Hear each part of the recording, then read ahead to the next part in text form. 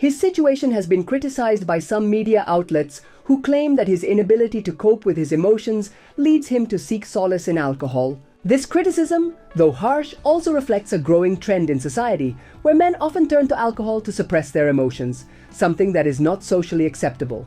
Khan's friends have suggested that he stop drinking and seek professional help, but true healing will only come when Khan is ready to confront his issues head-on.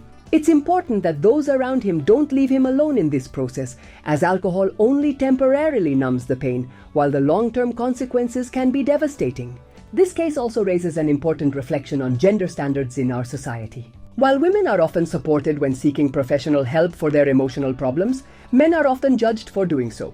Why should a man seeking help be considered weak? In summary, Khan's situation is not only a wake-up call about alcohol abuse, but also an invitation to reflect on our attitudes toward male mental health. If we truly want to help people heal, we must stop judging and start supporting those who struggle with their emotions, regardless of their gender. Demet Özdemir is a figure who, just like her on-screen partner Khan Yaman, has constantly been in the media spotlight.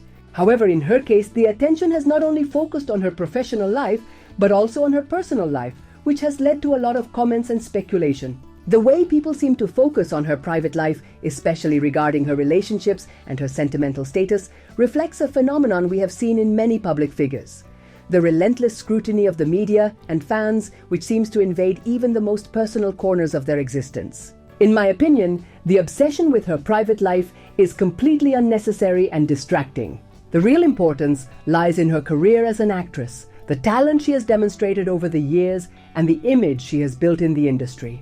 What strikes me most is the hypocrisy of some comments on social media, where an attempt is made to impose a label on her that has nothing to do with her professional ability. A clear example of this is the constant connection that is made between Demet Özdemir and her colleague Khan Yaman. While it's true that they shared great chemistry on screen during their participation in Erkenci Kuş, Early Bird, it's equally true that this connection should not transcend into continuous speculation about their love life. As mentioned in many of the comments I've seen, the obsession some have with this topic is utterly ridiculous.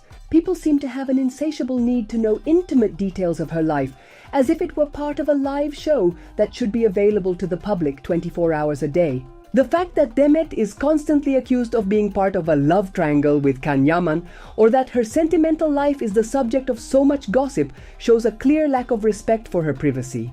It's evident that the public enjoys creating fantastic stories about the relationship between the two, but it's important to remember that although they worked together and showed great chemistry on set, their relationship off-set is a completely private matter.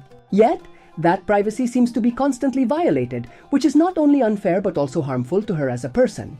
Moreover, I believe it's crucial to highlight that Demet Özdemir has been an exemplary professional throughout her career. Despite all the media noise surrounding her, she has managed to stay focused on her work. Her performance as an actress has been highly valued for her ability to portray different types of characters, from comedic to dramatic roles, always showing great versatility. This is what should be getting attention and should truly be the focus of conversations. However, instead of celebrating her talent and success, it seems that people prefer to continue discussing her personal life as if it were the only important thing to consider. And while I know that fans of a public figure may feel curious about their private life, it's also true that there should be a limit to that curiosity, a respect for the integrity of the person behind the character. With the rise of digital platforms, Can Yaman is gaining greater international visibility, bringing his projects beyond Turkey and Italy, reaching audiences in Latin America, Asia, and Europe. This marks the beginning of a new era for his career, where projects like El Turco and Sandokan could establish him as one of the most important figures in global cinema and television. In summary, Can Yaman's success is not only due to his charisma and charm, but also his dedication, discipline, and deep approach to every role. With ambitious projects like El Turco and Sandokan, he is ready to continue growing and leaving an unforgettable mark on the industry. Without a doubt, Can Yaman is a talent that will continue to shine for a long time.